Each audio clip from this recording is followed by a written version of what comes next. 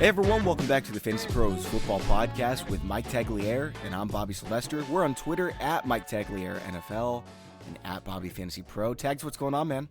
Nothing, dude. It's been a good morning. It's like, I wrapped up the primer for the week, and it's the time of the year where I'm going to start compiling stats. And I released an article last year on the 82 most interesting stats that I could find. So I started doing research for that today, and it's so much fun looking into stuff like this. Like I posted the one on Twitter because I could not contain it. And so I've mentioned this in the podcast, but I actually did the research to back it up. If you were to combine all the quarterbacks from the NFL in 2018, they would have posted a 92.7 quarterback rating. That is higher than the career marks of Joe Montana, Andrew Luck, Matthew Stafford, Dan Marino, Brett Favre, Troy Aikman. And it's not really even close either. Like, Brett Favre was at 86. Troy Aikman was at 81. Yeah, and that's the thing. So, like, a lot of people are coming back at me and saying, like, oh, you can't compare this. And I've been on record. We've talked about it in the podcast about how, the game is changing. So, wait, are these people saying that, like, Chad Pennington is better than Troy Aikman? Is that what they're saying? Well, that's like the one guy said, are you saying Blake Bortles is better than Troy Aikman? And I said, well, obviously. That guy was joking, I think. No, but seriously, it's ridiculous. And even the touchdown to interception ratio, there was 834 touchdowns and 418 interceptions. That ratio, okay, is 2-1. It's just under 2-1, but it rounds up to 2-1. That would be like top 5 of all time. That ranks top 25 of all time among quarterbacks. The game is changing, and you're going to have to compare players to guys in their era. And for those of you who think that I was ripping on Troy Aikman, I kind of was, because like if you were to compare Troy Aikman to those in his era, he was still not very good. You're right. You're definitely right about that. He just won a lot. Okay, I've got another one too, and I didn't actually see that you posted this before I posted it. I found it last night, and I was like, I'm going to save it for the morning so a lot of people see it. So this year alone, there were 9 290 fantasy point quarterbacks. Going into 1984, the quarterback record was 290 fantasy points. That year, Dan Marino moved it to 355. The equivalent of that today, like taking it 23% higher, would be if Mahomes raised Peyton Manning's 412 record instead of 417 or whatever to 504. So basically, if Mahomes had 6,167 passing yards and 61 touchdowns, he would have had as good of a season comparatively as Dan Marino had in 1984. No, it's nuts. I think they've taken the game too far in this direction. And like the thing is I'm fine with it. It just happened so quick. Yeah, it's like the whole thing with baseball, juicing the baseballs and whatnot. It's like, they do want to protect quarterbacks, and I understand it from a business standpoint, but at the same time, it's really destroying the record books where you're going to have guys that just literally destroy record books just because of the way the game's played. Like, you can't touch a quarterback. Wide receivers get all the benefits of the doubts, and like there's no safeties can't hit over the middle of the field, and like defenseless receivers. These things didn't exist back in the 90s. I'm cool with it for the health of it, and you know what? I think it's kind of like baseball where there's going to be, well, back in the dead ball era, of course, Walter Johnson, had a 1.4 ERA, but we don't talk about those guys in the records. It's like, who was the best before the dead ball era? Who was the best after that? And this is, who was the best after we got serious about concussions? Who was the best before? So I think that's the way it's going to go, and I'm fine with that. Yeah, no, for sure. And that's the thing, is I just want people to understand. I'm not saying that the quarterbacks, you combine them all, they're better than Dan Marino. I'm not saying that. It just goes to show how far the game has trended in that direction. Yeah, and I hate when people take it too far and say that, no, we're saying something else. Don't put words in our mouth. Come on, guys. For sure. All right, so we're going to get into our DFS show, and it's going to be a little bit different than we usually do it. Typically, we go quarterback and then running back, wide receiver, and then we circle back around and we go GPP. This week, what we're going to do, we've got 4 games. We're going to go one game at a time and really talk in depth about those games. First, I want to tell you about PristineAuction.com. We've been talking about them a little bit, and Tags, I was telling you, I've got the itch to buy something. I found a couple things I've got on my watch list right now. When the time comes, I'm going to get some bids in, and hopefully I can win one or two of them. Pristine Auction auctions off hundreds of items every day. Everything is guaranteed authentic from only the most trusted sources. You're going to be really surprised by some of the values you can find. I saw an Aaron Jones signed Packers jersey, $52 yesterday. I signed Aaron Donald Pittsburgh Panthers helmet for just $91. You can find some great values. There's something for everyone, no matter who your team is. Check out PristineAuction.com. That's PRISTINE. And when you buy something from them, make sure to let them know Fantasy Pro sent you. That way we can keep doing the contests we've been doing lately. I'm sure we'll have a new one soon. All right, man, so let's get right into it. We're going to go in order of when the games are happening. Indianapolis at Houston. First of all, who do you have in this one, Tags? I have Indianapolis winning this game. Okay, I do as well. I mean, it's probably the best game. I think a lot of people are going to say Los Angeles and Baltimore. I think Los Angeles is a lot better than Baltimore, and it's in Baltimore, so maybe it'll be closer. But Indianapolis-Houston, this is just a complete coin flip. Yeah, this one's going to be really close. It's the third time these teams are going to play each other. The thing you need to know about this game is that I think Andrew Luck is the must play. Like looking at the slate on DraftKings, they're the site that has all 4 games mixed into one, and so Andrew Luck is 6,400. Deshaun Watson 67. I feel like Luck is the better play, and he's cheaper. So he's my top quarterback on the slate. He finishes a top 5 quarterback in like both times they played against the Texans this year. And keep in mind, that's with all the teams playing. We're on just like we only have 8 teams playing here, so it's like to get away from Luck is really hard to do. And the Texans, basically, if they don't get a pass rush, if they can't get to the quarterback, their secondary doesn't have the talent to hang with wide receivers. Well, they've got a great pass rush, but Indianapolis might have the best offensive line in football, so it doesn't matter. That's very true, and that's the thing, is Andrew Luck has been sacked just 9 times in the last 12 games, and over the last 5 games, the Texans have allowed an average of 365 passing yards and 2.2 touchdowns per game to the combination of Marcus Mariota, Baker Mayfield, Sam Darnold, Nick Foles, and Andrew Luck. That's not good. Yeah, no, they've trended in the wrong direction. They've only had 9 sacks in their last 5 games. So, I mean, I expect them to bring it in the playoffs. They are at home, so you have to factor that in. But with weather not being worrisome, I feel like Andrew Luck is kind of like a must play in this game. Plus, you've got playoff Andrew Luck. You remember him, right? I didn't go back and look at previous playoff records. Oh, man. He was the best. He was the best. That one game where they were down like 3 touchdowns and he carried them back and they won it like 44-41 or something crazy like that. Andrew Luck in the playoffs is really something to see.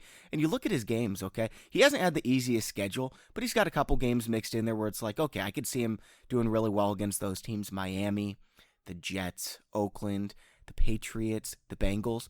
You know when his 2 best games came? They came against Houston. 40 for 62 with 464 yards and 4 touchdowns in the first meeting. That one was at home. Then they went to Houston, a little bit tougher, but it was still a great game. 27 for 41, 399 yards, only 2 touchdowns, 24 fantasy points, his second best game of the season. Andrew Luck crushes Houston. The reason why is Indianapolis is smart. They know this is a pass funnel defense. You can't run against them. You got to pass the ball 40, 50, 60 times, and that's what they're going to do to try to win this game. I'm all about Andrew Luck. I don't think he'll be the most owned, but I am all about Andrew Luck this week. He should be the most owned. I mean, Deshaun Watson's not a... It's going to be him or Watson. A lot of people are going to say, oh, well, Indianapolis, they're not very good on defense. I'm going to pick Deshaun Watson. He's got a rushing floor as well. I think they're probably going to have 65, 70% of the ownership between the two of them. Yeah, I expect this one to, I mean, it's definitely got the highest over-under on the slate, and that people are going to attack that. Watson, the concern for Watson is that, you know, he's got Hopkins, yeah, but like losing Demaryius Thomas, losing Will Fuller throughout the season, not having like a really a pass-catching running back that he can rely on, not having a tight end that literally, you know, forces defenses to keep them honest, it's really tough. The Colts have actually been really good. I mean, they've had one of the softest schedules against quarterbacks, so I don't really want to, because like the only top 12 fantasy quarterbacks that the Colts played this year were Deshaun Watson and Dak Prescott. They did shut down Dak Prescott. That's incredible. It's nuts.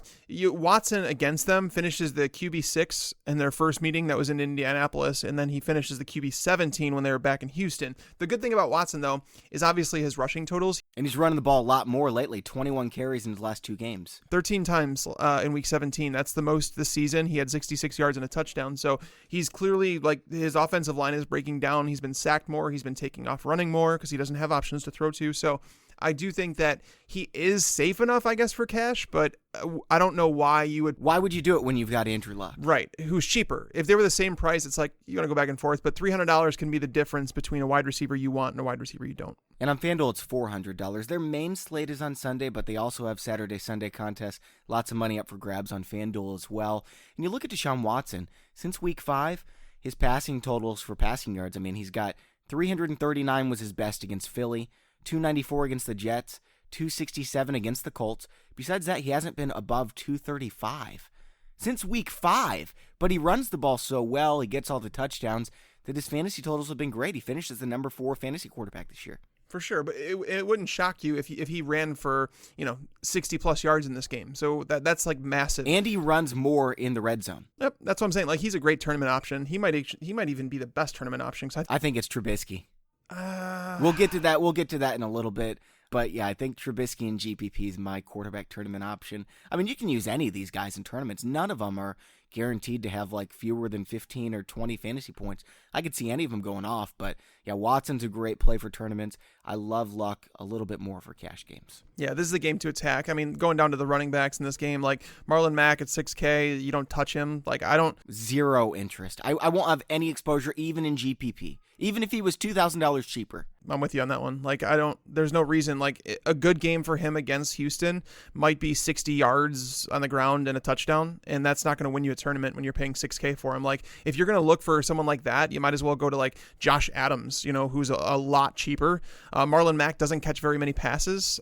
He could, but they have Hines, so why would he? Right, and Hines, the time that they played back in week 4, Marlon Mack was not available for that game, so it's like that's very noteworthy. Yeah, we have one game against Houston, it was garbage. Yeah, his career high was he had a career high 11 targets in that game, caught 9 of them for 63 yards, 2 touchdowns. So Hines is like the better pass catching option. So I mean, at 3,500, it's like I don't think he's a bad play in cash. Like if you want to put, did you say 3,500 on DraftKings? Yeah, for Nyheim Hines. Oh, Hines. Okay, I was gonna say Marlon Mack 7,200 on FanDuel. No, I'm talking about basically when you're going to pay up for some of the options we're going to talk about later, you're going to have to find some cheaper guys to put in your lineup that offer you a high floor in cash. And I wouldn't play Nyheim Hines in the tournament, but I do think in cash, 3,500. You could do it on DraftKings. I wouldn't do it on FanDuel just because Luck spreads the ball around so much. Like I don't think it's exactly a guarantee to hit value, but on DraftKings at 3,500, he does not need much to do it. Exactly. I mean, that's what he catches 4 balls for 30 yards, and it's like you're basically getting double the value, and that's fine. On a 4-game slate, you don't need 3x value. You don't. So I really did pay attention to DraftKings this week, like extra. Like I didn't even look at FanDuel because when I did look at FanDuel, it was split up in 2-game slates, which really I didn't like that. I really wanted the 4 games together. It's like 4 games is small enough to go down to 2. It's like you're going to have to take some Hail Marys in those games. I like both. I'm going to play both 2-game slates and the 4-game slate. Yeah, so I think Hines is like in DraftKings, I think he's okay for cash if you're looking for a cheap option. I think this is the time to gain an advantage on FanDuel and DraftKings because like everyone just wants to play and there's just not as much research out there. There's not as many podcasts, as many articles about the DFS slate. And if you're paying attention, I mean, most weeks everyone's paying attention. If you're paying attention this week, you're one of like 30% of people who are going to be playing. Right, and that's the thing that's why like we did the primer. The primer came out this morning, so if you haven't seen it yet, go to the website fantasypros.com and check out the primer, which I write a paragraph. Like these are actually really long paragraphs. I did a bigger article than usual just because I felt I had the time to do it. So there is almost 13,000 words on 4 games. So it's like I wrote up these games like in depth, and I talked about every player at their price point, whether they're in play for tournaments or cash. So check it out. Bobby, what's your take on Lamar Miller? So he's only 4,900. He's not heavily involved in the passing game, which is really upsetting because the Colts, if there's one area they do struggle, it's against pass catching running backs. They were tied for the 2nd most receptions allowed to the position and the 7th most yards to them. But now with Kiki QT, looks like he's coming back. Lamar Miller, I mean, he's going to get the goal line carries. He's only 4,900, so he's not a bad price. I don't think that he's someone that you should scratch off in cash just because it's 4,900 for a running back. You know who's going to get 15 plus touches, but it's not great touches because the Colts were one of the only teams in the NFL who did not allow a 100-yard rusher all season. That's amazing. Yeah, I'm fond of Lamar Miller. I don't really love any of the running backs on this slate, if I'm being honest. So it really comes down to how much money do I have left because there's no one that like seems like a lock to me. With that said, he did look pretty good last week against Jacksonville, 17 for 56 and a touchdown. I don't love him against the Colts, but the Colts don't have as good of a run defense as Jacksonville. And prior to the injury, 19 carries for 103, 12 carries against Tennessee for 162, 20 against Washington for 86. He also had 3 receptions for 22 yards in that game, 18 for 133 and a touchdown against Miami, 22 for 100 and a touchdown against Jacksonville. But he's been terrible since the injury, though. Yeah, I don't know. Last week he wasn't, though. I think a lot of people are forgetting how good he was before the injury. Yeah, but just over... so that's the thing is, like, I was looking at it, and, like, on his last 34 attempts over the last 3 games that he's played, I mean, he's averaged just 2.85 yards per carry. Against the Colts this year, he played them twice. He tallied just 82 yards on 28 carries, which is under 3 yards per carry. He did score a touchdown, and that's why I'm saying, like, I don't think he's like the worst play in the world because he is guaranteed touches, but I don't think that he's someone that is going to win you a tournament just because like he's probably not going to top 100 yards. He might score once, and he's not involved very much in the passing game. So I'll have zero exposure to him in GPP. For cash games, he's number 5 on my list. Yeah, I think he's a better cash play than he is tournaments, but I think you could do better in cash though. So wide receiver, you already mentioned him, Kiki QT. I love playing QT this week. $5,600 on FanDuel. Great price on DraftKings as well. Demaryius Thomas is out. Watson's going to have to pass to someone. And the last time that QT played against these Colts, 15 targets, 11 receptions, 109 yards. He is in my lineup. You bet. Yeah, he was all over the field. And that's the thing is like, so in cash, it's really tough. Like, I think that he makes sense, but the risk of re-injury to that hamstring that's hurt him 3 times this year is really worrisome in cash. Like, but he's only 4K. It's not like you're paying up to get him. He's only played 4 full games. Like, he was injured in 2 of them, so I don't want to count those. The 4 full games he played, he saw 15 targets, 7 targets, 5 targets, and 9 targets. That's awesome. Awesome target share for the price that he's only 4K on DraftKings. So, and mind you, it was against 4 very difficult defenses, too. And that's the thing. So the role that he plays, he's used all over the field. So he's not so much matchup dependent. And the Colts, they do run a lot of zone coverage. So he's kind of like going to get matched up with whoever they want him to get matched up with. DeAndre Carter, the guy that was filling his shoes, had seen 15 targets over the last 3 weeks. So it's like, and he's moving outside. QT is going to be in the slot. I don't even think that Carter's moving outside. I think that they're going to be playing Vincent Smith on the outside. Okay. And so Carter is like a non-option for me if QT plays, which it seems like he is. He's had 2 back-to-back full practices, so it looks like he's going to play, and I think he is a good option at 4K. The risk of re-injury scares me, but sometimes you have to deal with that. I think he's a great tournament play, though. I'm using him in cash games, no doubt about it. I mean, the risk for re-injury, sure, but it's playoffs, man. I think he's going. You pull your hamstring in the playoffs, you keep playing. Yeah, I don't even know if you need to, though. Like, the thing is, wide receivers, like, you're going to want to play T.Y. Hilton, and you're going to want to play DeAndre Hopkins. Like, those are 2 guys that you're probably... Oh, I'm not playing Hopkins. I'm playing Hilton for sure, though. You're not going to play Hopkins? Nah, not against the Colts, man. How are you going to pass up a guy that's going to see, like, 12-plus targets? Oh, because I need the money for running back. You've got to make a decision. I'm not fading T.Y. Hilton. I'm not fading either of my running backs. Just because running back is such a mess this week. T.Y. Hilton, by the way, a couple weeks ago against Houston, 12 targets, 9 receptions, 199 yards. Earlier in the year, faced Houston, he had 115 yards. He's like Andrew Luck's only receiver. I am all aboard on T.Y. Hilton this week. I like T.Y. too. I think he's a must play. I think Hopkins is a must play too. Like, I mean, I'm gonna get Elliott in my lineup. I'm gonna get Hopkins. I'm gonna get Hilton, and then I'll worry about the rest. Like, I'll figure it out. We've got Hopkins at 92% projected ownership, so I might need to reconsider there. Yeah, naturally. Like, that's the thing is, like, you can't get away from those targets. You legit can't. And I understand it's the Colts, but understand this. Like, the Colts have been good, but on 22 targets against the Colts this year, he's had 14 receptions for 205 yards and 2 touchdowns. So it's not like it's a must-avoid matchup or anything like that. They just don't allow much on the ground, so they're going to have to move the ball through the air. Hopkins is, like I said, 10-plus, maybe 12-plus targets. You just can't. On a 4-game slate, you can't pass that up. So him and Hilton are both phenomenal plays. If I had to choose between the two, if I had to pick one, man, I still think I'd probably go with DeAndre Hopkins. I at least know he's healthy, and I know he's going to get 12-plus targets. I don't think I can say the same about T.Y. Hilton, who's missing another practice. I do like Hilton, and when he was on the field against the Texans this year, like, he played 2 games, and people, like, talk about what he put up against them. He only played 97 of the 158 snaps because he got hurt in that first game, and he totaled 314 yards. That is 4.08 yards per route run against that defense. So I do love Hilton. I really do, and that's why I think you should play both of them.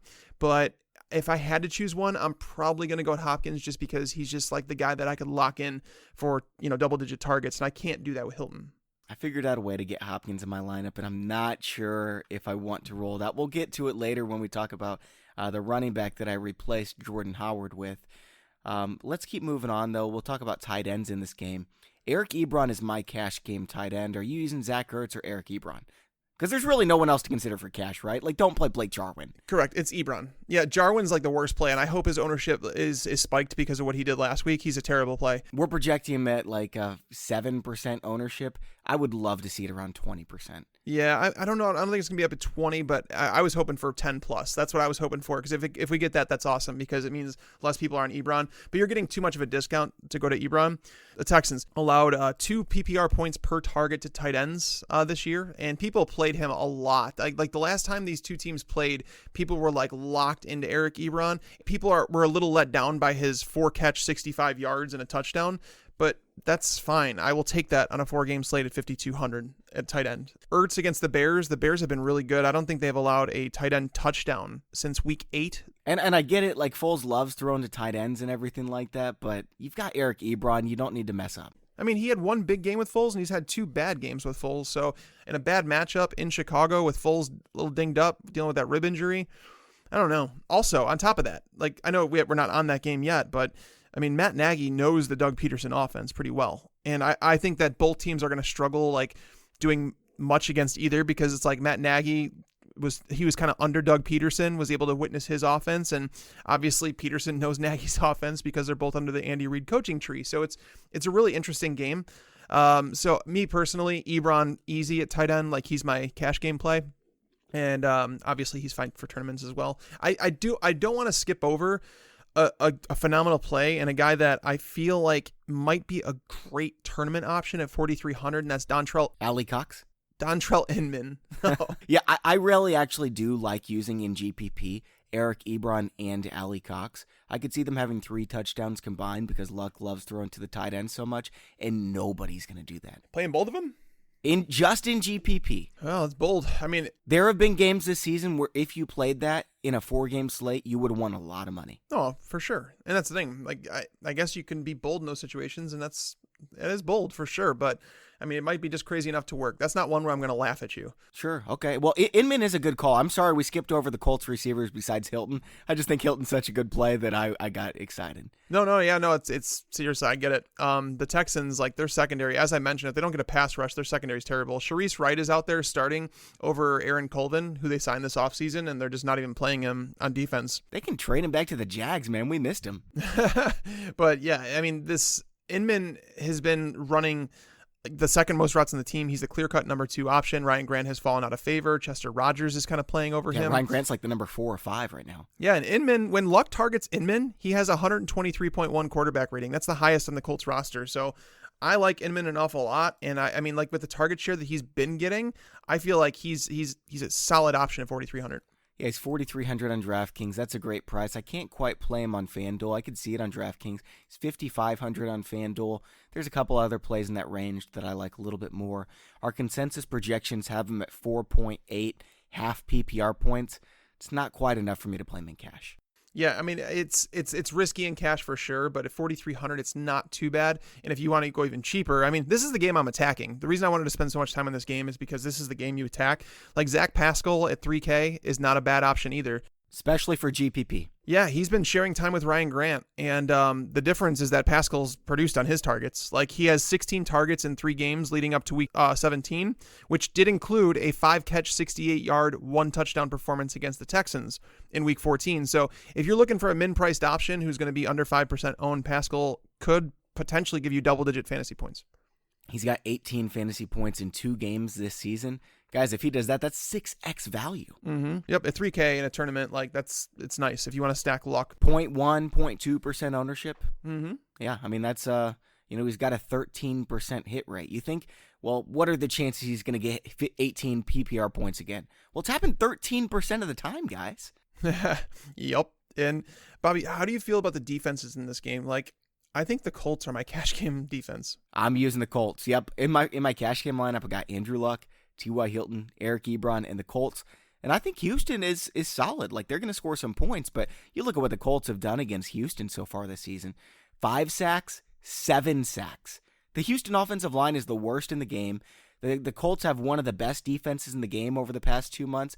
3 points against the Bills, 10 points against the Titans, 6 against the Jags, 0 against Dallas, 11 against Tennessee. They've got a lot of sacks. They forced turnovers against Houston. Like I mentioned, 12 sacks in 2 games. Yeah, I've got to play the Colts. They're a good price, too. Yeah, and like the Texans' offensive line has been getting worse as the season's gone on, and they've allowed 29 sacks over the last 6 games. That is horrible. Oddly, Watson hasn't turned the ball over in a long time, but when you get as much pressure as they're allowing, things are going to happen, and he might press a little bit, being playoffs. The Colts did, as you mentioned, they racked up 5 sacks the last time these two teams met, and the Colts defense has posted double-digit fantasy points in 4 of their last 7 games. So I think they present a solid floor, and they're 2,300. They're basically the bare minimum. So yep. They're my cash game defense. FanDuel, they're $500 cheaper than any other defense, and if they were the same price as every defense, I think I'd only take the Bears over them. They're my second defense this week in rankings. Yeah, the Bears, obviously the Bears would be the one you'd want to go with, but... Yeah, they're $1,800 more expensive on FanDuel, so no. And when we're talking about paying up for some of these wide receivers and running backs, like, you're not going to be able to fit in those defenses, so the Colts defense is definitely going to be in my lineup. Houston's not going to rack up the sacks, but I could see Andrew Luck having a 2, 3, 4 turnover game against Houston in the playoffs, especially if they get down early. Yep. So I could use them in GPP. In cash games, I'm really not even considering anyone else. I guess maybe the Chargers if you have extra money, but for me, it's the Colts. Lock them in. Yep. All right, man. The next game, we got Seattle at Dallas. What do you think's going to happen in this one, Tags? Yeah, if there's another game you want to attack, like, because everybody knows that the Colts-Texans game is going to be heavily owned. Like I said, that's the game you want to attack, especially in cash. If you're looking for a different game to attack in like tournaments, I think this is the other one. Seahawks and Cowboys, this one can produce fireworks. And the reason I say that is because Seattle's defense has been letting up ever since their bye week. They haven't been nearly as good. And the Dallas defense, we just saw Eli Manning and the Giants put them to the limit when they had their starters on the field for the entire game. Like, it's a little worrisome. That defense is young. I don't think they had anything to play for, man. If you look at them the rest of the season. But why were they on the field, though? I don't know, because the Cowboys are kind of dumb. Well, that's what I'm saying, is just like, maybe it's the fact that like they're a younger team and like fatigue sets in. Like, they haven't been in this for the long season. It's like the beating you take over an NFL season. And I think that's why the Seahawks, they're a younger secondary too, and you're starting to see them allow more and more points. So it's like, but you look at them the past month, and like if fatigue set in, why'd they only give up 10 points to the Saints? Why'd they only give up 23 to the Colts, 20 to the Bucks? 23 and 20 points, that's okay, and then 35 points to the Giants. It's like, so they've allowed at least 20 points in each of the last 4 games. So that's not terrible when you look at the total here of a 43 over under, knowing that Seattle, again, they've been struggling a little bit too. So it's like, I wonder, again, this is another game that's going to be played indoors. You don't have to worry about weather. Russell Wilson, I went and actually looked at that. Russell Wilson has only played 9 games in a dome throughout his NFL career, but in those games, he's completed 69% of his passes for 8.2 yards per attempt. He's good in a dome, and I just feel like if there's another game that could produce some fireworks, I think this one can do it, because I think both offenses have the firepower to do it. I think they both have the firepower, but I just got to disagree with you because the pace for both these teams is so slow. I wouldn't be surprised at all if both of them run the ball 25, 30 times. Well, Dallas, ever since acquiring Amari Cooper, they've turned into more of a pass-heavy team. At the beginning of the season, they were a team that wanted to drain the clock. They really did just run the ball, and they were a boring offense. Seattle's going to continue to try and do that, and it's not to say they can't, but if the Cowboys put some points on the board, this could turn into somewhat of a shootout. And in a tournament, that's what you're looking for. Again, in cash, I think that you should turn back to the Colts game. Like, that's the one that I would attack the most. But in this one, like, between the quarterbacks, like, who would you like more, Russell Wilson or Dak Prescott? They're similar prices. Russell Wilson's $5,700, Dak's $5,500. I don't know if I guess if I had to pick one, it would probably be Russell Wilson, but I'm not excited about it. For a GPP, it would be Wilson. I think if you're looking at their ownership rates, I think Wilson is going to be higher, like maybe 12, 15% in GPP. And I'd say there's about a 12, 15% chance that he has the biggest week for a quarterback. Now, Prescott's going to be down around 4, 5, 6%, but I would also say that's about the chance that he's going to have the best week for a quarterback. So I think they're both decent GPP plays. You got to get exposure to both of them if you're playing a lot of lineups, but I don't really love either of them more than the other one. That's kind of how I feel. Like, I'm not like in love. I think they're better tournament plays than they are cash. There's no reason that I would play either of these guys over Luck or Watson in cash. Yeah, I'm looking at their game logs right now. Wilson has had a few big games, 28 against the Chiefs, 26 against the Rams. He ran the ball a lot in both those games. I'm pretty sure Seattle was playing from behind in both of them as well. Besides that, he hasn't been above 24. Now let me pull up Prescott really quick because he's had some big games too. 33 against the Giants last week. He put up 27 against Washington, 29 against Jacksonville, and he runs the ball a little bit sometimes too. He had 11 rushing attempts against Jacksonville in the playoffs. Don't forget, Dak Prescott finds his way into the end zone fairly often, so you can think Russell Wilson's the only rushing quarterback in this game, but you're wrong. I think they both have quite a bit of upside. So the Seahawks have not allowed a rushing touchdown to a quarterback all season, and that included games against Cam Newton, Mitch Trubisky, Patrick Mahomes, Aaron Rodgers, and Prescott. And like the thing is like I don't want to take too much from the game that they played against Seattle earlier in the year because it was without Amari Cooper and the offense has changed so much. But in that game, Prescott wasn't very good. 19 of 34 passing for 168 yards, 1 touchdown and 2 interceptions.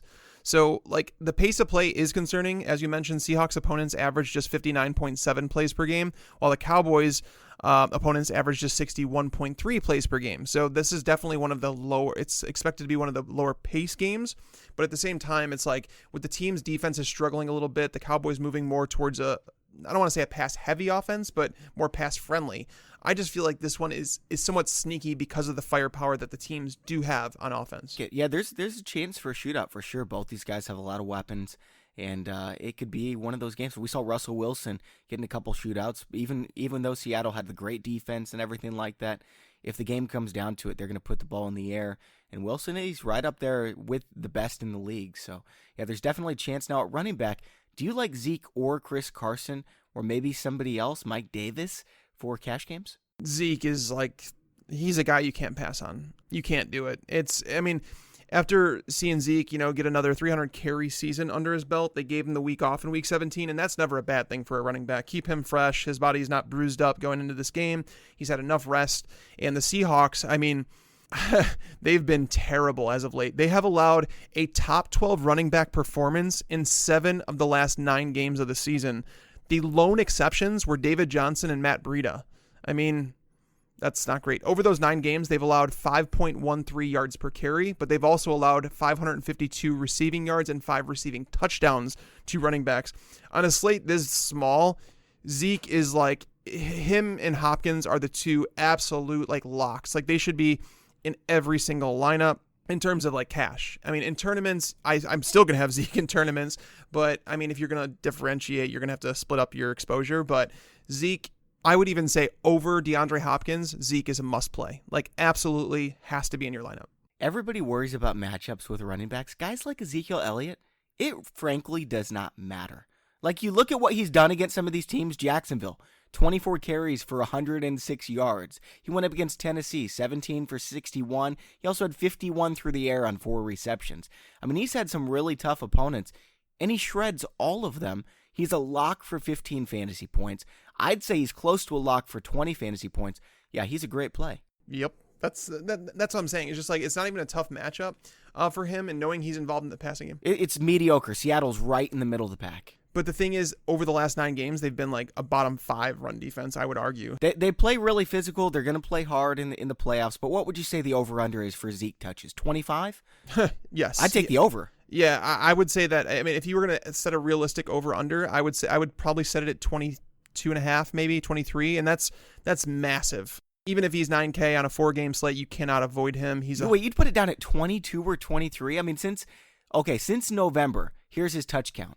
25, 30, 31, 29, 40, 25, 23. He's getting 25 plus touches. Well, the only concern there, obviously, is when you talk about the Seahawks and their pace of play and how they slow the game down. That's the only concern here, is that there's not enough plays in this game for everything to kind of work out in his favor. But I would still say the over. I would probably say the over on 25. I probably would, but on the other side, I know a lot of people are going to be wondering about Chris Carson because he's been phenomenal. He's been awesome. He's totaled at least 16 touches each of the last 7 games. He's had 20 or more touches in each of the last 4 games. And that, again, it's hard to avoid that volume. But when we look at the things, it's you rarely want to play running backs on both sides of the ball. I understand it's a 4-game slate, so you have to look at it a little bit differently. But they're on the road, they're underdogs, and again, they're a team playing. They're in a slower paced game. Is there enough attempts to go around here? Because Rashad Penny is going to be active. Mike Davis is more involved in the passing game. Game script is a concern. For Zeke, it's not. He's involved in the passing game. If Carson's been really good in good matchups. When in bad matchups, he's been mediocre. Yeah, and that's the thing is I think the Cowboys are I don't think they're a bad matchup. I don't think they're a good matchup. I think they're the definition of an average matchup for a running back. But if the game script goes south, that's where it's going to really hurt Chris Carson. You think the Cowboys are average? I think they're top 5 against running backs. I wouldn't say that they're top 5. They have been this year in points allowed. Fantasy points allowed. But that doesn't, it doesn't really describe the entire thing that you see. Like, so I looked up, so the teams that have actually run the ball against them, the reason that they allowed so few points is because the lack of plays against them, the lack of rushing attempts against them, because there were 5 teams this year that totaled more than 20 carries against them. That's so small, right?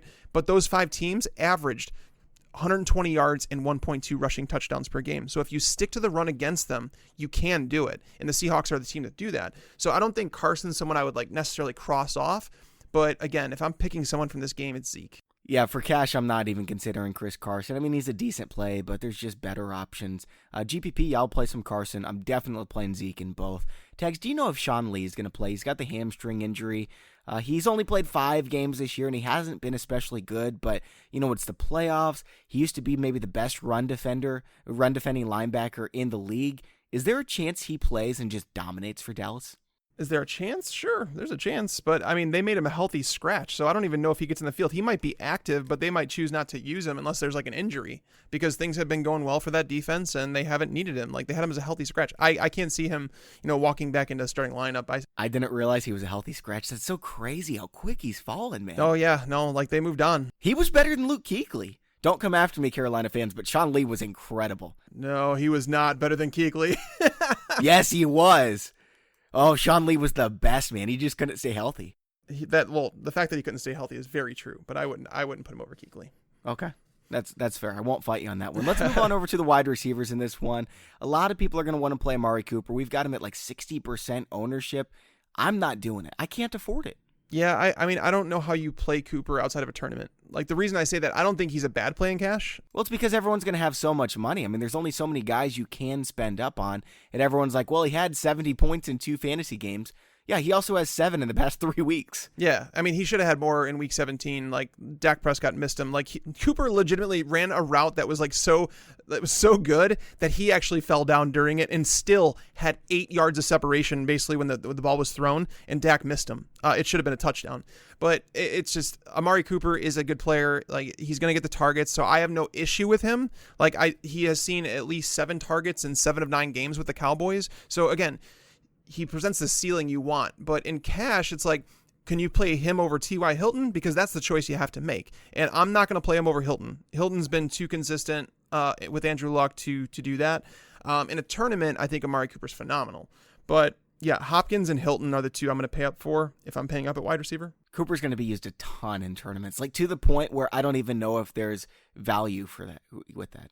Yeah, and that's the thing. Is it's like he's going to be owned, but at the same time, he's shown that and there's been like a handful of times where he's gone over 200 yards. Like, that's very possible. Like, the Seahawks don't have a shutdown cornerback. Shaquille Griffin, their, perceived top cornerback, actually hurt his ankle last week, and we don't even know if he's going to play. And if he does play, if he's at less than 100%, you're not going to stop Amari at less than 100%. So, and Pete Carroll, by the way, and if people are like, oh, they're gonna focus in on Amari, Pete Carroll doesn't do that. Pete Carroll's defense is what it is, and they basically say, this is what we're gonna do, and this is why Aaron Rodgers was able to, like the Green Bay offense was able to game plan and say, we're going to stick Boykin over here on Richard Sherman's side. We're not going to target him at all because we know that Pete Carroll's scheme is what it is, and they're going to play their game, and we have to beat them at their game.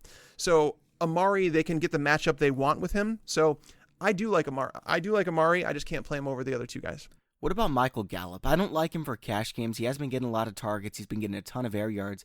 But for GPP, I think I like Gallup more than Cooper. I do like Gallup in cash, oddly enough. Like, I do, because like when you're talking about wide receiver, if you have to pay down at wide receiver at 3,600, I mean, you're not going to find, in DraftKings, 3,600 is great. You're not going to find anyone else who's guaranteed 5, 6, 7, 8, 9 targets. On FanDuel, we don't have the luxury of spending down that much for Gallup. Yeah, he's averaged. So ever since Amari got there, like, people thought it was his target share would dip. No, ever since Amari got there, he's averaged 5.3 targets per game, and that includes a 0 target game in week 15. So it's like, if you remove that, it's like you're talking about like basically 7 targets a game is what he's been getting. at 3,600 against Trey Flowers in coverage. I mean, that guy struggled since their bye. Again, I've talked about that. Since their bye, he's allowed 31 of 47 passing for 514 yards and 3 touchdowns. That's 10.9 yards per target and a touchdown every 15.7 targets in coverage. So, I mean, Gallup at 3,600, I have no issue with. Like, I really don't. Like, I don't think he's a must play. Yeah, he's 5,700 on FanDuel. Yeah, I don't think he's a must play on either site, but if you're looking to save some money at wide receiver, I don't think he's a bad play at all. On Dallas, we've also got Cole Beasley. We've seen him have a few big games. They're not really using him quite as much lately. 3, 4, 7, 5, 6 targets. He did have a nice game last week with 18 fantasy points, but I'm not sure I want to bank on that in cash games. GPP, I think, is a solid play. So Justin Coleman, he's been really good. He's probably the best cornerback on that team, and the only slot touchdown I think they allowed was to the Rams, if I'm not mistaken, the Seahawks, that is. So I don't think Cole Beasley's a great play. When looking at Gallup and Cooper and with Zeke, I just don't find the need to involve Cole Beasley very much this game in what might be the toughest matchup for the wide receivers. All his production has come against teams who are bad against slot cornerbacks, and the Cowboys just say, all right, this is a game we're going to throw to Beasley. It's not this game. Yeah, that's kind of how I feel. So I'm probably at 3,500. It's like that's not a bad price, but I would prefer someone with a higher ceiling. All right, Seattle wide receivers. We've got Doug Baldwin, who's been hot lately. Tyler Lockett, who had a great season and is an incredible price on DraftKings. I think a ton of people are going to play him over there. I'm not. What do you think about these two, or maybe somebody else, David Moore? Yeah, so Lockett, the price on DraftKings, they're like tempting you into playing him at 5,300. That makes me happy. Like, I want his ownership to be high because I don't think he's the best play. Yeah, and that's the thing is, like, I don't think he's a terrible play, but I don't think he's a good play. Like, this is how I've felt about Lockett all year long, and I mean, it reflects in the stats because, like, if he doesn't score the touchdowns that he has, like, it's stupid. Like, his touchdown, he's catching a touchdown every 7.1 targets, and that's going to inflate his numbers because there's games where it's like 20 yards and a touchdown. It's like, okay, his stats, that's fine, his overall fantasy numbers, but if he doesn't score, he lets you down. And, like, he has seen more than 6 targets just once all season. He's seen 4 or less targets on 7 different occasions. So I can't play someone like that in cash for 5,300. I don't care what the matchup is. It's just, that's not enough targets for me to consider him there. The pace of play, again, should be slow. I expect them to try and run the ball a lot. Lockett could wind up with 4 or 5 targets here, and can he do damage on them? Sure. I mean, he's catching a touchdown every 7.1 targets. So I would reserve him for tournament lineups only, but at 5,300, I'm not playing him in cash. Baldwin, I think his matchup is better in the slot. So Anthony Brown is a former 6th-round pick from 2016, who's allowed at least a 103.8 QB rating in his coverage each of the 3 seasons he's been in the league. We saw Golden Tate demolish him in the slot earlier in the year. He had 8 catches for 132 yards and 2 touchdowns. That's another veteran who's a good route runner, Golden Tate. Doug Baldwin's not quite as good after the catch, but I think Baldwin is the one I would rather play in tournaments just because I think his target ceiling is higher. Is he healthy all of a sudden? Because, I mean, he had 2 great games in a row. Is Doug Baldwin finally healthy? He's healthy-ish.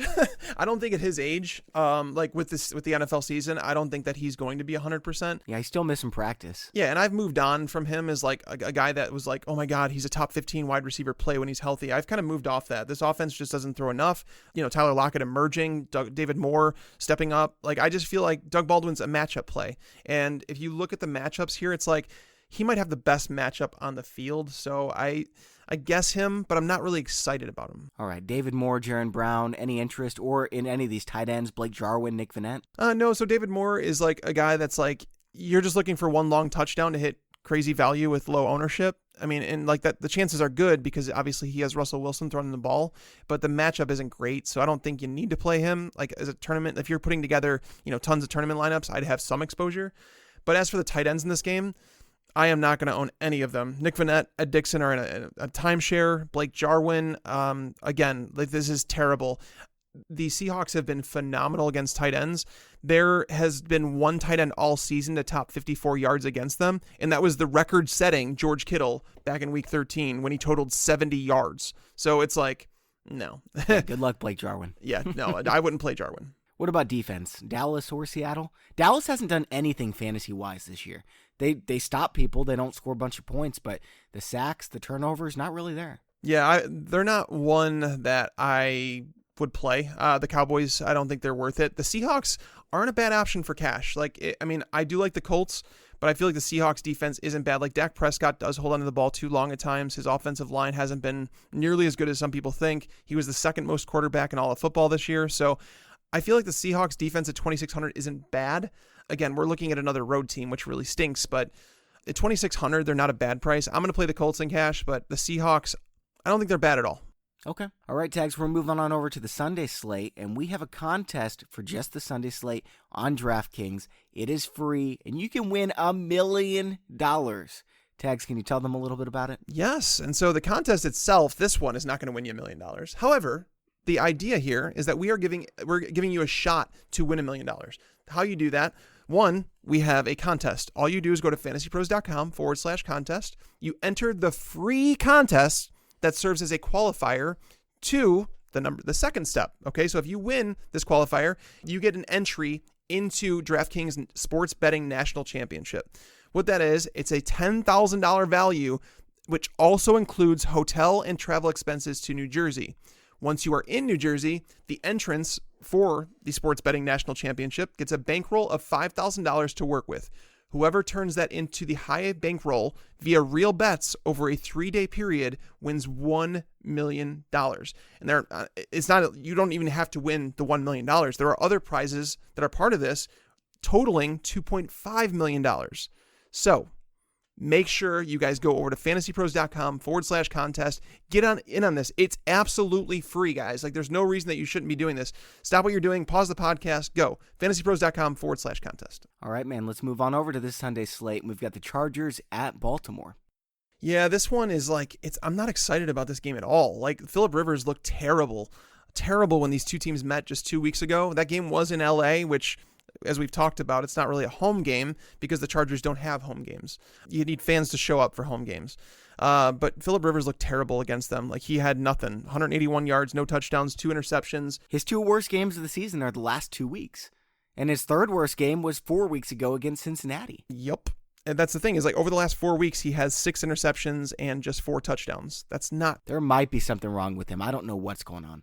I don't know. I just think that they've tried to do too much in terms of like trying to keep Tyrell Williams on the field, pushing Keenan Allen back into the lineup when maybe he wasn't ready, putting Melvin Gordon out there when he was hurt. I think Melvin Gordon not being in the lineup definitely hurt Rivers in the flow of the offense. So there's like kind of a lot of things that went wrong. Hopefully they're healthy. Hopefully everything is fine. Mike Williams should be on the field a lot more than they have, but we're too late in the season to expect that to change. It's unfortunate because Tyrell Williams continues to play over him, and it makes no sense. Tyrell Williams is not even close to the player that Mike Williams is. Maybe Williams doesn't know the whole playbook. I that's the only excuse I can think of. Yeah, it's tough to say. I don't know. It's crazy to me. Yeah, and the Ravens, so to their credit, the reason that I'm not excited about Phillip Rivers in this game, like bouncing back or anything, it's in Baltimore. Obviously, the weather is going to be semi-brutal. Like, I would imagine it's going to be under 30 degrees when this game is played. They just went through like a gauntlet of quarterbacks the last 5 weeks. They've played Matt Ryan, Patrick Mahomes, Jameis Winston, Phillip Rivers, and Baker Mayfield. To the combination of those quarterbacks, like I said, those are some of the best quarterbacks in the game. They allowed an average of just 244 passing yards and 1.2 touchdowns per game. This is not good. Rivers, for me, I don't think he's an option for cash, and I will not have any Rivers in tournaments. Yeah, he's got, 1-2% chance of being the top quarterback in the slate. Not interested for GPP. Yeah, unfortunately, he's not. I'm not interested in Lamar Jackson for GPP either, for what it's worth. Yeah, Lamar Jackson, I don't think that he's a great play either. I mean, I think he's a better cash play. Could use him in cash. Yeah, I think he's a better cash play, but again, he's 5,800. You don't have to go up very far to get to luck, so it's like $600. I could find that savings elsewhere. The Chargers have faced 62 rushing attempts by quarterbacks this year. On them carries, they allowed just 3.89 yards per carry and no touchdowns. I mean, Jackson, thanks to one long touchdown, he looked pretty good against them. Like, his final passing line, like it was a career high, I think, 204 passing yards and 1 touchdown. That's his career high, yeah. A lot of it was on 1 pass. So it's like the Chargers have allowed just 13 passing touchdowns in their last 12 games. So it's very possible that Lamar Jackson throws 0 touchdowns, and you're going to need him to rush. He has not completed 15 passes in a single game. And this is against the number 32 pass defense, Cincinnati, number 31, Kansas City, number 30, the Browns, 27, the Bucks, 28, the Falcons, 26, the Raiders. He's had the easiest schedule of any quarterback, and he really hasn't done much with it. So not much of a ceiling here. Decent floor, but why would you with Andrew Luck? Right, that's kind of how I feel. All right, let's go running backs then. I really love Melvin Gordon, even against Baltimore, because you look at his game log, and when he's been the starter, he doesn't even need that many touches. He crushes every time, but I don't have room for him with Zeke. But is he healthy, though? That's the concern. Like, I don't know what's happening. Ever since he returned from his knee sprain, he's totaled just 83 yards on 22 carries.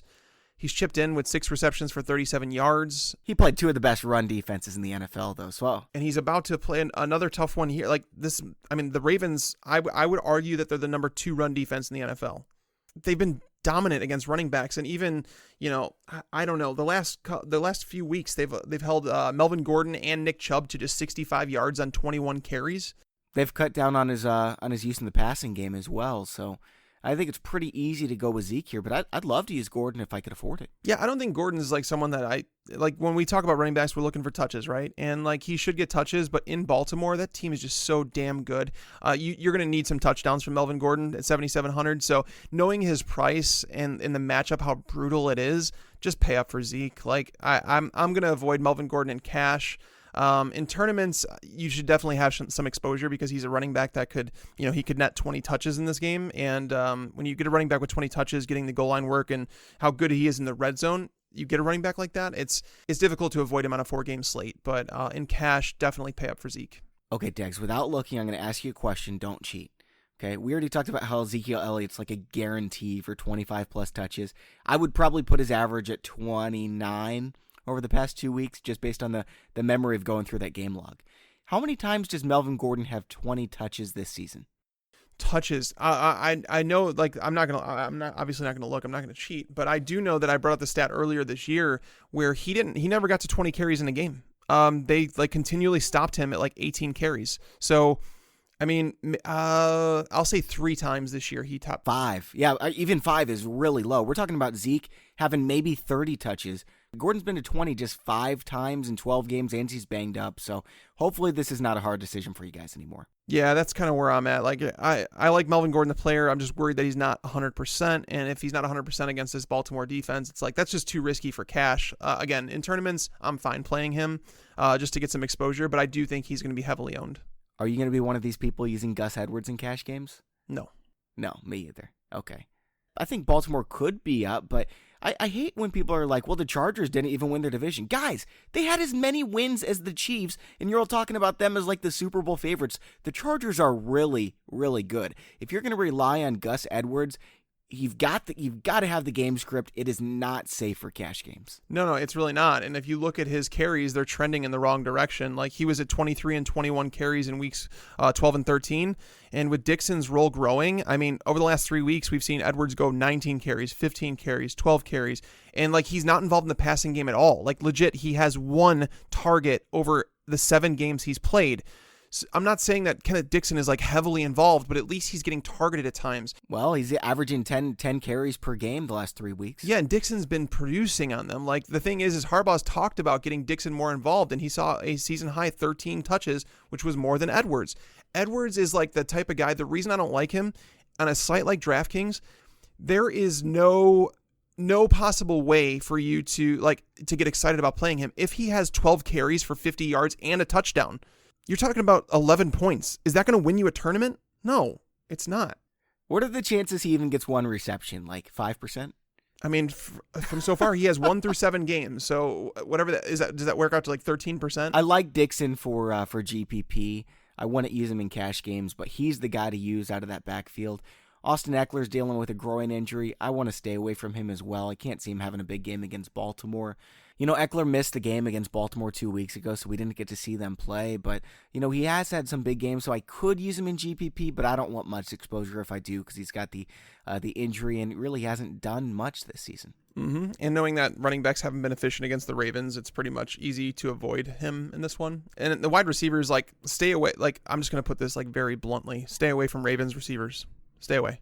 Don't touch them. None of them. John Brown in a tournament, maybe. if you want. People are going to try to get so cute, and they're going to be like, nobody's going to own Willie Snead. No one's going to own Michael Crabtree, and they're going to get 2 receptions for 20 yards. Right, well, that's fine. I mean, Willie Snead hasn't scored a touchdown since week 1. Lamar Jackson probably not going to throw a touchdown in this game. Michael Crabtree, he has been held to 66 yards or less in 15 of 16 games with the Ravens. Since Lamar Jackson took over as a starter, he hasn't topped 3 catches or 36 yards. He's not playable.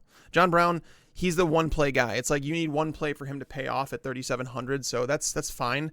But on the Charger side of the ball, Tyrell Williams is not playing. Like, you're not playing him. I could see a case for any of them in GPP because all 3 of them, Williams, and Travis Benjamin, could have a big play here or there. So Tyrell Williams, I don't like, just because I don't feel like he's a red zone option. I do like Mike Williams in tournaments. Well, you don't like a 60-yard catch for a touchdown because that's what Tyrell Williams offered 2 times this season. But against the Ravens, that doesn't happen. That's the reason. It's just I'm not saying it can't happen. So I mean, it's the one. That's if you're playing him, you're hoping for one play because that's basically what you're going to get. It's like a John Brown type play, but you're paying 4,100 more. Mike Williams, on the other hand, is a red zone guy. He can sky over anyone and snag. Can he score 2 touchdowns in this game? Abso-freaking-lutely. Absolutely. Can't use him in cash. No, not in cash, especially being that he's playing. Over the last 2 weeks, he's played 32 fewer snaps than Tyrell Williams, which is just stupid. So on the season, Mike Williams has 1 more target than Tyrell Williams. He has 42.4 more PPR points. That's awesome. That's really good. Yeah, it's dumb. But, I mean, what do you think about Keenan Allen? Is he someone that you would think about in cash? I would think about him, yeah, but, I mean, I can't afford Hilton, Hopkins, and Allen, and he's my number 3 option. So Baltimore's not as good against the slot as they are on the outside. Allen doesn't always play in the slot, but they move him all around. He'll play in the slot some, so I think he's going to be just fine. I don't really want to play him against the Ravens, though. He was fine 2 weeks ago. 5 out of 8 targets, 58 yards, no touchdowns. Why would you do that when you can get Hilton and or Hopkins? Well, let's say that someone has Hopkins in their lineup and they have to choose between, or they don't have enough money for Hilton and they have to choose between Keenan Allen or Amari Cooper. Which one would you go with? That's tough, man. I think I'd go with Amari, even in cash games. Yeah, it's really tough. So, Keenan Allen is 6,900, Amari 75. So you're getting a discount to go to Keenan. Keenan Allen, outside of the game that he was injured and he had to leave, he has totaled at least 10.4 PPR points in 14 of 15 games. So, knowing that, the importance of this game and the brutal matchups for Mike Williams and Tyrell Williams on the perimeter, and the fact that, Tavon Young, their slot cornerback in Baltimore, I think that he's the most susceptible to allowing a big game. I feel like Allen's going to get targeted a bunch. I think he's someone that you could lock in for 8+ targets. So I think I might go Keenan Allen over Amari in cash, but I think I would play Amari over Keenan Allen in tournaments. Let me rephrase that. On DraftKings, I would go with Keenan Allen over Amari Cooper, not even close. He's $600 cheaper. On FanDuel, I would go with Amari Cooper over Keenan Allen, not even close. He's $900 cheaper. Amari's $900 cheaper? Yeah. Wow. Yeah, that's why we've got him at 50% ownership over there. Yeah, that makes sense. All right. What about tight end? Do you like anyone in this game? Yeah, that's the right answer. Mark Andrews for a GPP? Maybe. Hunter Henry? Don't even think about it. Antonio Gates? Give me a break. I actually think so. Andrews is probably off limits for me. He's splitting time with Hayden Hurst. Nick Boyle's still running routes. So Hunter Henry's interesting. Is he really? He is, but here's there's a disclaimer I'm putting in this. He's only 2,500. He's the absolute minimum. They don't get any cheaper than that. He'll be on a pitch count though, man. Okay, but why? So why are you going to bring a player back from an ACL injury if he's not ready? Oh, I see. So you can use him in the red zone. You're risking him. That's what I'm saying. You're risking him being on the field. You know more than anybody else does. As his team, with your team of doctors, your medical staff, they know more than anybody else. And if he was susceptible to re-injuring that, I don't think he'd be back on the field for this game. And I think that he'll be announced as inactive if that's the case. But yeah, maybe they're just trying to troll with the Ravens to make them prepare for Hunter Henry. That's the thing. I don't think the Ravens are going to. I don't think that they're going to be well, we have to stop Hunter Henry now that he's coming back. I don't think that's the case. He could be a decoy. It's very possible that he plays 20 snaps. But at 2,500, I find it very hard to pass that up. If you're building some tournament lineups, if you're one of those, you're doing multi-entries, I think Hunter Henry is someone that I will have a little bit exposure to in tournaments at 2,500 just because, it just makes too much sense. All right, for defense, I already mentioned the Los Angeles Chargers. I would use them against Jackson because Jackson hasn't seen a good defense except the Chargers, and he had that one big play. Besides that, he did nothing. I could see multiple turnovers, especially if they get down early, late. Could be really ugly. So I love the Chargers for GPP. Not fond of the Ravens at all. I think the Ravens are playable in cash and should get plenty of attention in tournaments as the home favorite here. Phillip Rivers, like if they get pressure on him, again, Phillip Rivers, 6 interceptions the last 4 games. If one of those goes for a pick 6, like that's going to put you ahead of the field. Defenses, you should never cross anybody off for tournaments, but I think the Ravens are playable in cash, but you're paying for them. They're $3K. They would be my choice here. The Chargers offensive line has been getting a little bit worse as the season's gone on. Like they haven't been protecting Phillip Rivers as well. But again, it's going back to like, if we want to pay up for some of these studs, it's very unlikely we're going to have the money for the Ravens or the Bears defense. So I don't think they're a bad option. If you're like set on it and you're like, is there a reason I shouldn't play the Ravens? I don't think there really is. All right, moving on over to the last game. It's Philadelphia at Chicago, and I don't really love anyone in this game. With that said, Mitch Trubisky for GPP is my favorite play because he's got that rushing upside. We haven't really seen it lately, but in the playoffs, all bets are off. Yeah, I mean, the thing is like, so this is Chicago weather. All right, the temperatures are actually supposed to be pretty good for this game, and I know that because I'm going to be at the game. So it's supposed to be like in between 30 and 40 degrees, so it's actually not terrible weather. There is a lake effect, though. Like the Bears play right on the lake, so the wind can always be a factor. This time of year, the Bears have made it a point to use Jordan Howard a lot more over the last couple weeks, and I think it's because they were preparing for this. The Eagles have been maybe the worst run defense, over the last 8 games. They've been terrible against the run. They just can't stop anybody right now. I know the last 2 weeks don't look great, but when you look at who they played, I'm not going to basically Alfred Blue and Adrian Peterson, who each had 4 carries. I'm not going to take that into consideration. Howard's the kind of bruiser you want to play in the cold. I had him in my lineup until you talked me into Hopkins. Then I went down to Darren Sproles, who we'll talk about in a little bit. I would love to use Howard. I think he's a good play this week. Yeah, I do like Howard. I think Howard and Cohen actually both can be played. Howard isn't as enticing on DraftKings as he would be on FanDuel just because obviously he doesn't catch very many passes, but he is the type of guy. Would it shock me if Jordan Howard went for 100 rushing yards and 2 touchdowns? No, it wouldn't. Not against the Eagles. The Eagles have been, again, they've been terrible. Trubisky he's too expensive for cash. Like, I don't even consider him in cash. Like, ever since he came back from his shoulder injury, he's totaled 13.1 points or less in 3 of 4 contests. The Eagles secondary is not good. They've been decimated by injuries. Everybody knows that. So can the Bears choose to attack there? Yeah. And I think that's why, he's a great play for tournaments. I'm with you on that. Foles, he's not someone you should play in any lineup. Like, I will have 0 exposure to Nick Foles in tournaments and cash. And that's being completely honest. Yeah, you don't mess with the Bears defense. Don't forget about Mitch Trubisky if you're thinking, I got to discount him in GPP. I can't possibly use him. He's been a turd lately. You look at his game log. Remember, he has the best of all time 4-game stretch in fantasy football history. Earlier in the season, 43 points, 28, 33, 22. 2 games later, he had 36. I mean, this guy can put up some points in a hurry. He definitely can, and that's the thing is like it just depends on how the Bears want to attack Philly. I just think in the playoffs, it's like I don't know if they get too cute. It's like stick to what you've been doing, and they've been running the ball extremely well as of late. And knowing that the Eagles have really struggled against the run, that's kind of where I'm at. Again, prior to Adrian Peterson and Alfred Blue doing nothing because they each had 4 carries. Again, the Eagles had allowed a top 18 running back in 9 straight games, including 6 top 5 performances. Howard, after averaging 3.3 yards per carry from weeks 1 to 12, he has 4.5 yards per carry and 4 touchdowns over the last 5 games, and he's totaled at least 15 touches in those games. So at 4,600, I'm not totally against him on DraftKings, but he's someone that's very touchdown dependent in that format. So you said you'd use Howard and Cohen. Could you use Cohen in a cash game? Yes, I think you absolutely can. With Allen Robinson at maybe less than 100%, Anthony Miller is questionable for this game. Cohen should have a big role in the passing game. Should, but I mean, I'm looking at his game log. 1.8 fantasy points against the Bills, 4.5 against the Vikings, 2.4 against the 49ers. This is on FanDuel. So here's the thing. On PPR, 11.2 or more DraftKings points in 10 of his last 13 games. That's a high floor for a running back at 5,400. And against the Eagles, again, who have been struggling against the run, and they also allowed the 2nd most receptions to running backs this year. The 6th most fantasy points through the air to running backs. So it's like, I believe that the Eagles, there's been 4 separate occasions where they have allowed opposing running backs to record at least 10 receptions and 74 yards. That's not like we kind of fudged this up, we game planned wrong. 4 different occasions, that's a trend. So I think that both Tariq Cohen and Jordan Howard are playable. All right. I like Darren Sproles. I already mentioned him.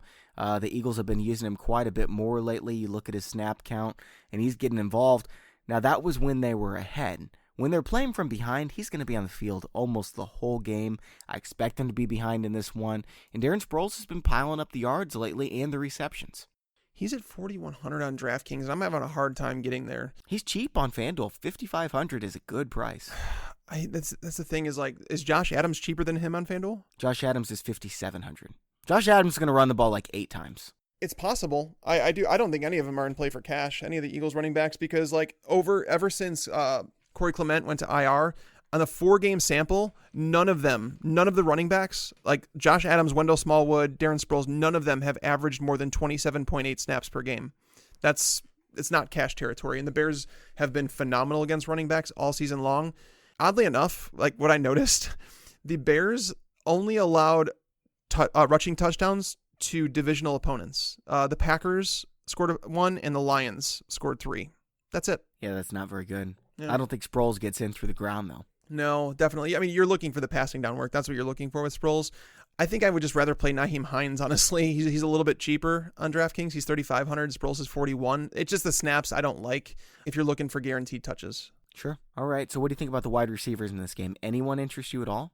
I mean, Jeffrey for tournaments, just because Foles is the type to degaff it and just throw it up to him. I don't think that's very smart against the Bears. They had 27 interceptions this year. No other team had more than 21. They're full of ball hawks, like Amu Kamara, Fuller, Eddie Jackson's coming back for the game. There's just so many ball hawks here that you're not going to play Jeffrey in cash. And in tournaments, I'd play Jeffrey. I think he's going to be a very popular option. I think a lot of people are going to play Nelson Aguilar, and I want no part of him. Yeah, I don't want a part of Aguilar either. He's been fine. Nick Foles loves Aguilar, but I don't want to play him in cash games. Yeah, what do you think about Golden Tate? Is he in play? He has the best matchup on the field. If the Eagles traded for him and they want him to do something, this is where he should get it done. Sherrick McManus is the guy that had to take the place of Bryce Callahan, the Bears slot cornerback who went to IR a couple weeks ago. And McManus has only seen 69 targets in coverage over his entire 9-year career. On those 69 targets, 606 yards and 6 touchdowns. Tate, his snaps have been going down. He has played less than 30 snaps in 3 of the last 4 games, so I don't know if that changes. I don't know if they change much in the game plan, but he hasn't been on the field with Foles. I think that they've almost admitted their mistake and said that they shouldn't have traded for him and kept things as it was. That sucks, man. It does, but I'm not going to play Tate in cash, but I do think that he's in play for tournaments. All right. I like Alshon Jeffrey. Taylor Gabriel's an option for me in GPP. I could use Tate or Aguilar in GPP. Not interested in Robinson at all or Anthony Miller. He just hasn't been used as much lately. Let's move on over to tight ends tags. You already mentioned Ertz is a no-go against the Bears. What about Trey Burton against Philly? I don't like him. I don't. I mean, you'd have to go all the way back to week 7 to find the last time that Trey Burton had more than 40 yards. He's scored just 1 touchdown since week 9. In fact, I'd rather play Adam Shaheen in GPP because I think he could get in the end zone once, maybe even twice. I'd still stick with Burton in tournaments, but it's in cash. I mean, we're talking about $800 more for Eric Ebron. It's kind of a no-brainer for me. I want to go back. Why don't you like Allen Robinson? I don't like Allen Robinson because he hasn't done anything lately. He's been banged up. He's not healthy.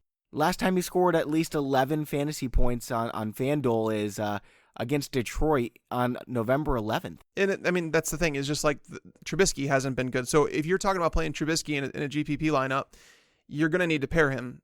I like Taylor Gabriel as one. I'd pair him with Cohen and Gabriel and fade Robinson. Gabriel dinged up his ribs on a 40-yard catch last week, and that's something I need to watch as this game comes up. But Robinson, when he's on the field, man, he's getting targeted. And Miller's banged up with a shoulder too. Yeah, and there's been 21 wide receivers who have seen 7+ targets against the Eagles. All but 2 of them, which were Dante Moncrief and Jamison Crowder, scored double-digit PPR points. I just feel like if you have a chance to get 8 targets with a guy at 5,600, I think you have to look at him. Okay. I think he's usable in cash, but I don't think you need to. But I do think he's a solid tournament option as the Bears' clear-cut number 1 option, who's going to be matched up with a rookie, a 4th-round rookie, Avonte Maddox. All right, defense, special teams. Obviously, the Bears are in play, but they're so expensive. I can't do it. Yeah, it's really tough. Could you see Trubisky? I know you're a Bears fan. You don't want to see this, especially since you'll be there. Could you see him melting down against the Eagles? Could I see him melting down against the Eagles? I don't want to say that because I don't think they have the pass rush. Eagles pitched a shutout last week for the win to make the playoffs. I mean, they were also against a 4th-string quarterback. Okay, yeah, you're right. I mean, Josh Johnson, it is what it is. Trubisky, the thing is you have to get pressure on him to make some bad decisions, and I don't think they're going to do that. I don't think the Eagles have that in them. The Eagles, I mentioned this on there, their defense didn't post a single top 10 performance in weeks 1 through 16. They finally got on the board week 17 against the Redskins, who again were down to their 4th-string quarterback. But the Redskins were the team that allowed the most fantasy points to opponents in 2018. The Bears allowed just the 11th fewest fantasy points to their opponent. Kyle Long came back for the Bears, their Pro Bowl guard. Trubisky hasn't thrown an interception in each of the last 3 games, and the Eagles have intercepted just 10 passes all year. So, I mean, in tournaments, you don't ever want to cross someone off because it's possible there's a pick six, 100%. It's very possible because Trubisky, sometimes he literally, he gets into his own head and he makes some of the greatest throws, and then he also makes some boneheaded ones where you're like, what are you doing, Mitch? So it's in tournaments, I will never, ever cross off someone, especially on a 4-game slate, but I don't think it makes sense to play the Eagles in anything but like a punt play in tournaments. All right, man, let's round this off by giving 3 locks of the week in reverse order. You start us off. Who's your number 3? Number 3, I think we have to go with T.Y. Hilton here. T.Y. Hilton at 7,800. You know, I do like him as a play an awful lot, and that's why I'm saying there's 3 players that I'm going to have in my cash lineup, and I'll figure everything else out, but he would definitely be one of 78. I've got T.Y. Hilton as my number 3 as well. Yep, and number 2, I'm going to stick Hopkins at number 2 just because, again, I am not going to pass up 10, 12-plus targets in a 4-game slate. Can't do it. I mean, they didn't price him at, 9,800. He's 8,700. It's expensive, sure, but give me the targets. And he has performed against Indianapolis this year. Kinda. I don't know. A couple weeks ago, he had 4 receptions for 36 and a touchdown. So he did get the fantasy points, but they contained him a little bit. But then again, last 5 weeks, 12, 10, 11, 12, 16 targets against Jacksonville. So it is hard to pass up. I don't have him in my top 3. My number 2 is Eric Ebron. He's a great play. There's no other tight end I would consider. Yeah, no, he's a great play, and it's really tough to say that Ebron's not there. I actually, at number 3, I should have put a co-thing between T.Y. Hilton and Andrew Luck. I think those guys, I think Luck's an awesome play, and I might even say... I didn't put Luck just because Watson's also a very good play. Yeah, but Luck at his price, it's you don't want to miss at quarterback on this slate. You don't want to pay down and just miss, because I think that Luck and Watson are going to be guys that I would almost lock them in for 20-plus fantasy points in this game. All right, sounds like we have the same number 1 then. Oh, yeah, it's Ezekiel Elliott. Yep, gotta play him. Got to play him. Don't get cute. You will flush your money down the toilet. Everyone else is going to have Zeke. Let me see what we've got his ownership at. 86%. Don't be the 14%. Yeah, he's a home favorite running back that is going up against the Seattle defense that, as I mentioned, over the last 9 games has allowed 5.13 yards per carry. All right, guys, that's all for today's show. Thank you for listening in. We're going to be doing this show again next week and start the off-season content as well. Thanks to the sponsor of today's show, PristineAuction.com. That's PRISTINE. And don't forget to sign up for the free DraftKings contest at FantasyPros.com/contest. For Mike Tagliere, I'm Bobby Sylvester. Thanks for listening and enjoy your football. I just wanted you to watch me dissolve. Slow.